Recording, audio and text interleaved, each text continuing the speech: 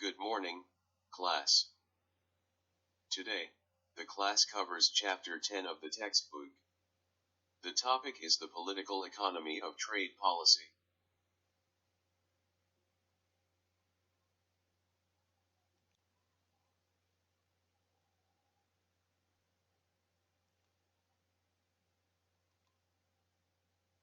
The models presented up to this point generally suggest that free trade maximizes national welfare, although it clearly is associated with income distributional effects. Most governments, however, maintain some form of restrictive trade practices.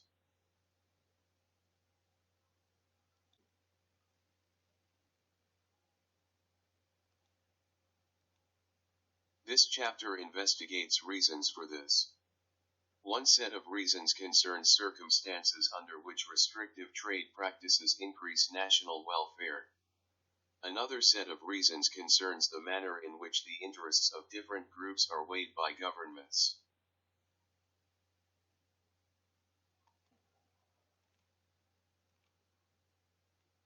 The chapter concludes with a discussion of the motives for international trade negotiations and a brief history of international trade agreements. As of late, trade has been a hot topic. I'd like to discuss the concept of free trade and its counterpart, protectionism. Protectionism is a policy of discriminating between foreign and domestic goods and services. The method that is often used to implement protectionism is a tariff. A tariff is just a tax on imports. One reason that tariffs are implemented is to protect domestic producers. For example, let's say that you're a businessman in America, and your company is purchasing steel from China at a price of $10 per pound. A tariff is implemented, and now you have to pay a 30% tax. So the price of buying steel from China goes from $10 per pound to $13 per pound. Chinese steel is now $13 per pound. So the businessman may now look for cheaper steel producers within America. Let's say that he finds an American steel producer that sells steel at a price of $12 per pound. As you can see, the domestic steel producer benefits here. But the businessman, in the end, went from paying $10 per pound to $12 per pound. This increase in costs may force the businessman to make layoffs or hike up his prices. Another reason why protectionist policies are implemented is to deal with an imbalance in the balance of payments accounts. Balance of payments is a record of trade and financial transactions between consumers, businesses, and governments from one country to another. An inflow of currency is considered a positive. So for example, if an American soy farmer sells his product to a Chinese business, then Chinese currency flows into the country. In other words, exports are considered a positive. An outflow of foreign currency is considered a negative. So simply put, imports is considered a negative. If a country is experiencing a deficit in the current account of balance of payments, it means that it is experiencing a trade deficit. Trade deficits can be bad for the following reasons. The first is that the currency could depreciate. If people want to buy more and more Chinese products as opposed to American products, then it makes the Chinese currency more valuable relative to the US dollar. One positive to this is that there's an increase in demand for domestic goods. In this example, Chinese consumers will now want to purchase more American goods. On the other hand, since the value of Chinese currency is now relatively higher, so are the costs of Chinese raw materials to Americans. Domestic businesses that rely on raw materials from China will see an increase in costs. The second disadvantage is that interest rates could spike. As I mentioned before, the Chinese would be more willing to purchase domestic goods, which would increase demand, and an increase in demand leads to an increase in prices. I also mentioned that some domestic businesses that rely on raw materials from China would also see a rise in costs, which may force them to increase their prices. All this inflation may compel the Federal Reserve to increase interest rates. A rise in interest rates makes it harder for domestic businesses to take out loans. So the third possible negative is that there could be a massive increase in foreign ownership of assets. For example, if the purchasing power of the Chinese currency increases massively relative to the dollar, then many Chinese people may invest in American lands, factories, and government debt. Now this may seem nice at first, but if all the land, all the factories, and all the government debt is owned by the Chinese, then the economic sovereignty of the US may be in danger. The fourth potential problem, and perhaps the most obvious, is that the country can grow in massive debt to other countries. Another reason why protectionism is pursued is due to the belief that it is not wise to be dependent on other countries with regards to certain industries. For example, some may believe it is unwise for the US to be dependent on Germany for military equipment like tanks and airplanes. What if the US were to get into a war with Germany or a German allied country? If the US is dependent on another country for an essential good, then that country may have a major influence on the US.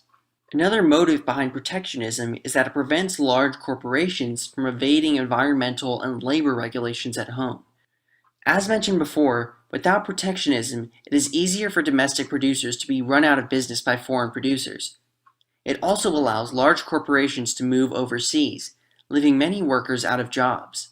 Some may argue that these people just need to get a new job, but getting a new job can cost time and money. How do these people put food on the table in the meantime? Protectionism may sound nice at this point, but let's discuss its counterpart, free trade. Free trade is a policy that allows consumers to buy from foreign countries just as freely as they purchase goods and services domestically. The first idea that I want to talk about is something that is most likely taught in every Economics 101 class: comparative advantage. Let's say that the climate in the US is great for growing strawberries. Let's also say that the metals needed to build computers is very rare in the US. Let's also say that it's the opposite in China. The metals needed to build computers are abundant in China, but the climate is not great for strawberries. Let's say that for every one computer built in America, it could instead use those resources to harvest 100 strawberries. For every one strawberry harvested in China, it could instead use those same resources to build 100 computers. So let's imagine that the US has the resources for 200 strawberries, which correlates to 2 computers, and also 100 strawberries in one computer. Let's also imagine that China has the resources to create 200 computers, which correlates to 100 computers in one strawberry, and also 2 strawberries. If China and the US cut each other off completely, and both countries want strawberries and computers, then the US will have 1 computer and 100 strawberries at best, and China will have 1 strawberry and 100 computers at best. Now let's say that both countries decide to open up to each other and allow free trade. China focuses on what it's best at, making computers, and the US focuses on its own specialty, growing strawberries. The US makes 200 strawberries, and China makes 200 computers. China and the US can exchange 100 computers and 100 strawberries. So now both countries have 100 computers and 100 strawberries, as opposed to what they previously had. Both countries benefit from free trade. Of course, you have to keep in mind that the computer manufacturers in America will go out of business, and the same goes for strawberry farmers in China. That being said, there are jobs created in the industry needed to import and export these goods.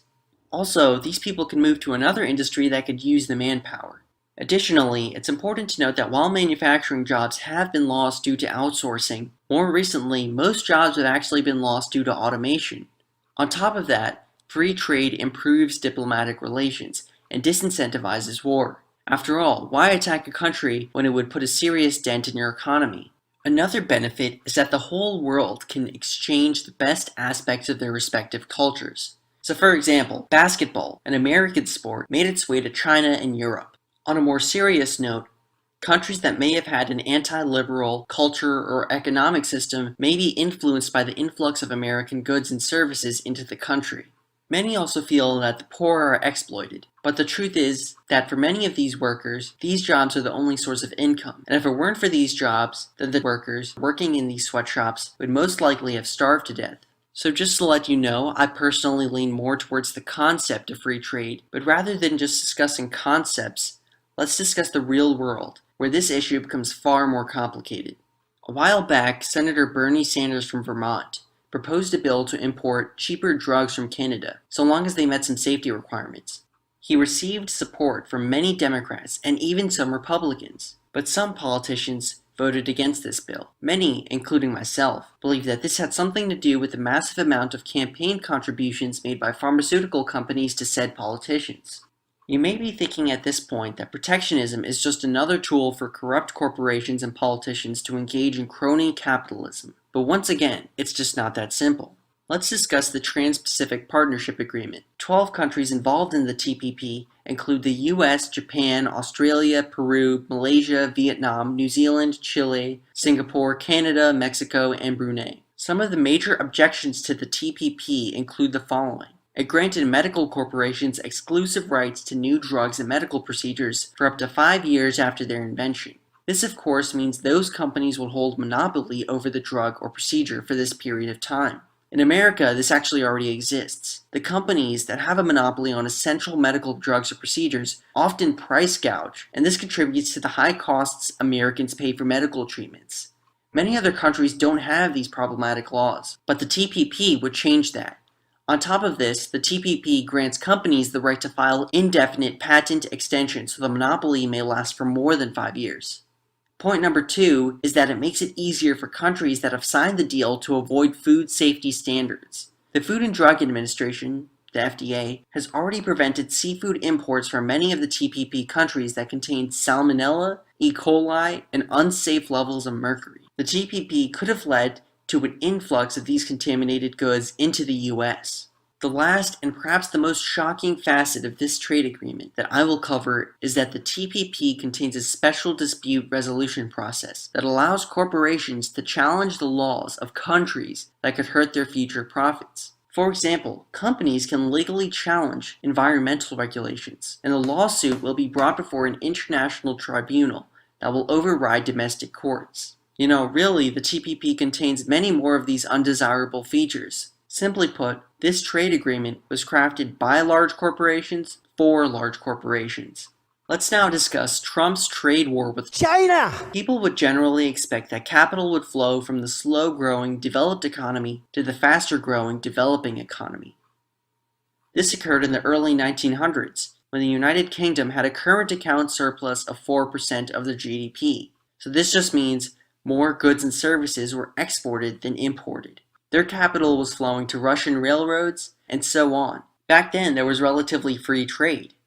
Nowadays, China, a developing country, has capital flowing into the US. This is the main reason behind America's current account trade deficits. And that just means far more goods and services are being imported than exported. Right now, the US is importing around $450 billion a year from China, and exporting around $100 billion a year. What could be the reason behind this? Why aren't Chinese consumers buying American products as much as American consumers are buying Chinese products? Does it involve China's violation of intellectual property laws? After all, if you're living in China, why go through the trouble of buying an American product if a Chinese company made the same exact copy of said product? Does it involve policies that promote American consumption but prevent investment in America? Here's a tweet by Elon Musk, CEO of Tesla Motors, on tariffs between the US and China. An American car going from China pays 25% import duty, but a Chinese car coming to the US only pays 2.5%, a tenfold difference. The obvious solution to that problem is that the US car companies should build factories in China, so that way they don't have to pay the tariff. But China does not allow US car companies to own 100% of the factory they build in China, so it's tough to bring cars into the country and tough to build cars within the country. So maybe the president is right about the fact that there may not be fair trade at the moment between the US and China. But can America withstand a trade war with China? Well, this is tough to predict. It seems like it should. Americans buy far more from China than China buys from America. In other words, Chinese businesses need American customers far more than American businesses need Chinese customers. One area of concern for the US includes agricultural goods like soybeans and wheat, and also companies that rely on Chinese steel. A similar situation applies to the US-Germany relationship. The US has a massive trade deficit with Germany. Well, that's all for now. If you like this video and can afford to do so, then please donate to my PayPal or Patreon so I can make more of them. Thanks for watching, and I'll see you later.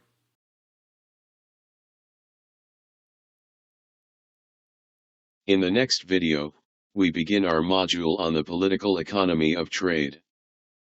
This video presents the first of 3 arguments for free trade, the efficiency argument.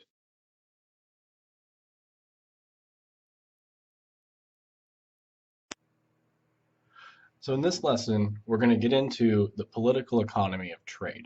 Now, so once again, we're going to continue talking about trade policy. And what we're going to do or what I want to stress rather, is that we're not going to be talking about politics here in the sense of what policies should you support or not. Okay, that's a normative question. Economics is not equipped to answer those types of questions at all. It's equipped to answer positive questions and positive questions only. Instead, what the political in this title here is referring to is that we'll be talking about how policy is actually conducted in the real world. Okay, and we're going to talk about the effects of those policies. But again, this is not a lesson on why free trade is good or why free trade is bad or why government regulation is good or why government regulation is bad. This is just presenting a scientific way of thinking about that question. Okay, so I leave it to you guys to figure out the answer in different contexts on your own about what policies you should or should not support. But my hope is that by conveying to you the political economy of trade, you can think about them sort of at a deeper and higher quality, I suppose would be a way to phrase it, higher or deeper way than you could before. So in this lesson, we're going to present 3 arguments for free trade. Okay, so today, or this lesson, is going to be 3 arguments for free trade. And the next lesson will be a critique of the underlying assumptions in these models for free trade. Okay, so we're going to start off by making the case for free trade, and then I'll present the case against free trade as well. Okay, now just as a practical matter, just to acknowledge this fact, there is no country. Whoops, I should spell country right. No country on earth has completely free trade. Okay. Now, since the time of Adam Smith, economists have sort of held up free trade as sort of an ideal, right? So most economists would say that free trade is the ideal and that we should move our policy towards that. Okay, so many economists will say that free trade avoids efficiency losses. Others say that the benefits of free trade go beyond even this, and still others contend that free trade is the second best we can do. Okay, so to give you a brief overview or a direction that we're going to head in, the 3 arguments for free trade. So the first one is an efficiency argument.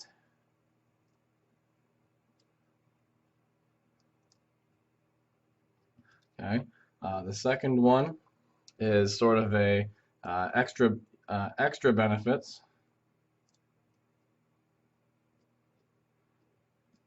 argument,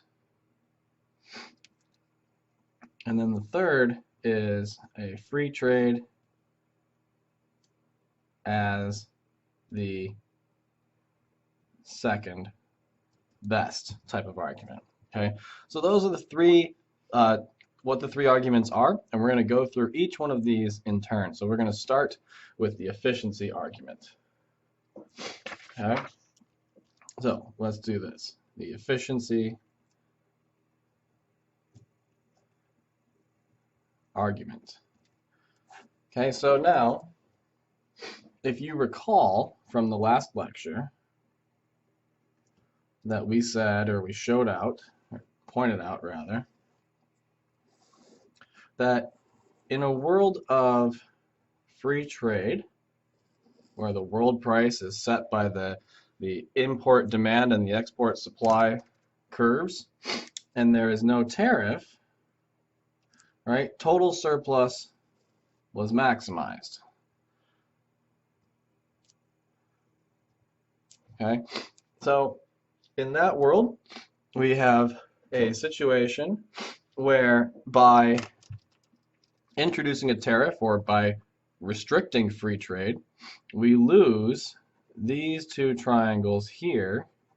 Okay, so this one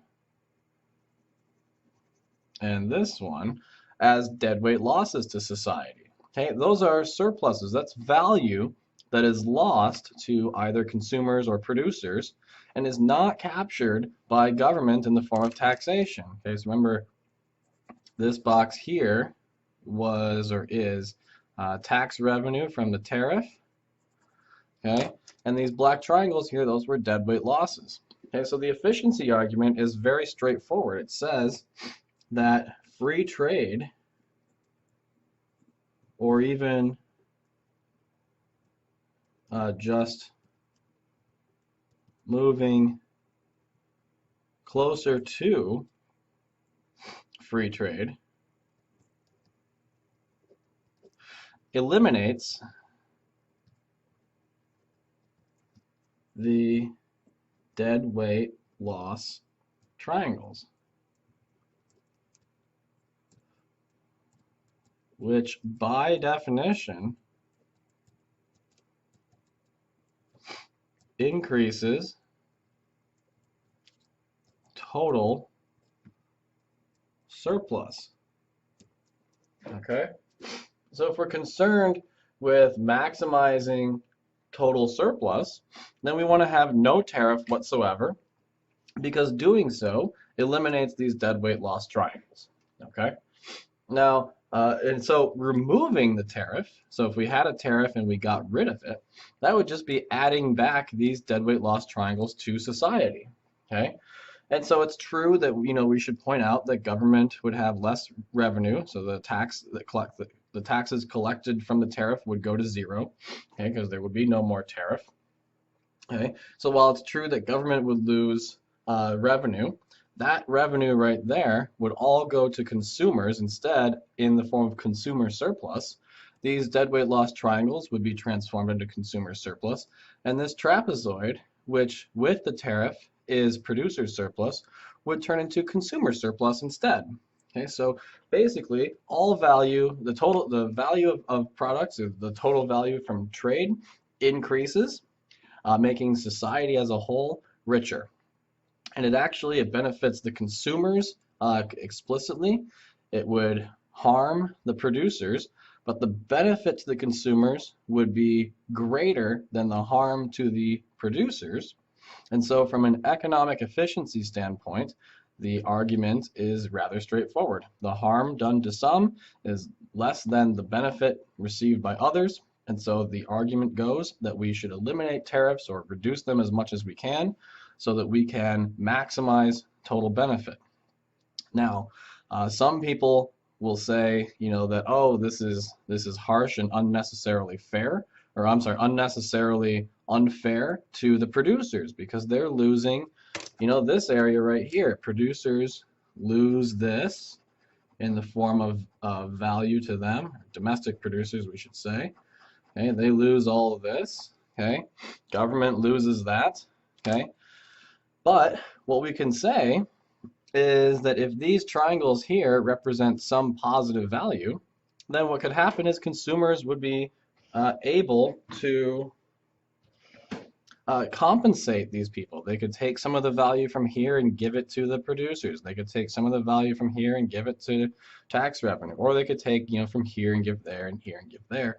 But the consumers could compensate the producers and government in exchange for removing the tariff. Okay, there are ways to do that. Okay, but that's the basic argument, right? Is that by eliminating the tariff, these deadweight loss triangles go away, and society is left better off.